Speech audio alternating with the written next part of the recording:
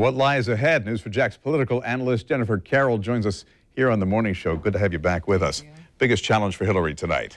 Well, she has to come out and just culminate everything to say that she's been battle tested, that she has the experience, and that she's going to be the change maker. Because last night all you heard is that she is a person of change. She's a change agent.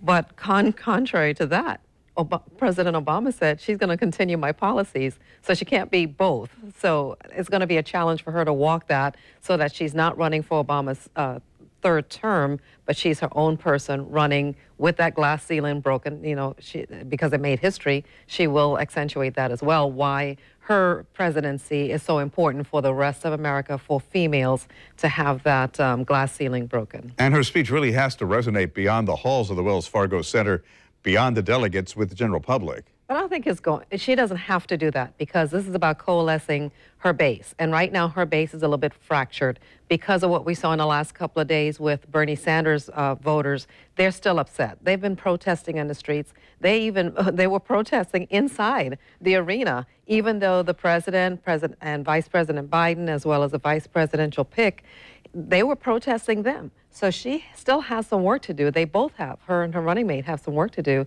to coalesce those Bernie Sanders voters. Let's turn our attention to Donald Trump. He is basically urging Russia to find Hillary Clinton's missing emails. Here's what he said. Russia, if you're listening, I hope you're able to find the 30,000 emails that are missing. I think you will probably be rewarded mightily by our press. Let's see. So he is urging a foreign adversary to conduct cyber espionage against a former Secretary of State, and to involve a government that the U.S. does not support.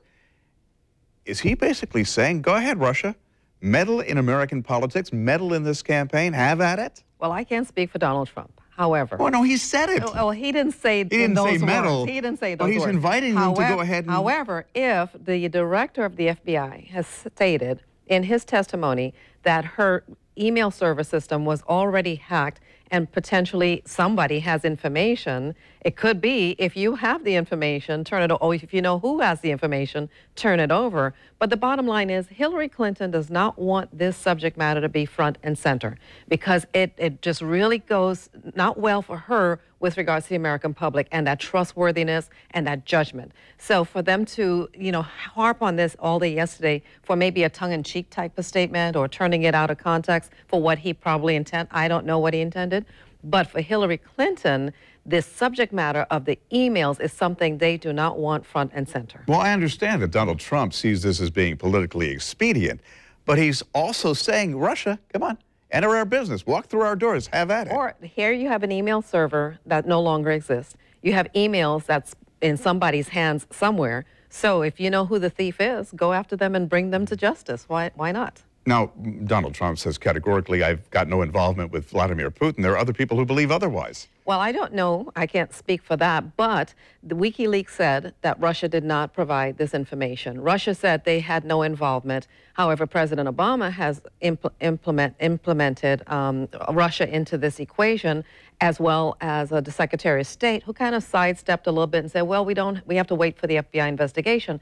But we did the same thing with China when we had some breaches and stated that China is the one who did it. We have to be careful with our current leadership to not just put someone, a country out there and blame them for something we don't have concrete evidence for as well. So the ownership has to go on both ends, where you can't blame Donald Trump for saying, find the emails if you know who hacked them, and then the government saying, in fact, Russia did it, but we don't have a full investigation completed as yet.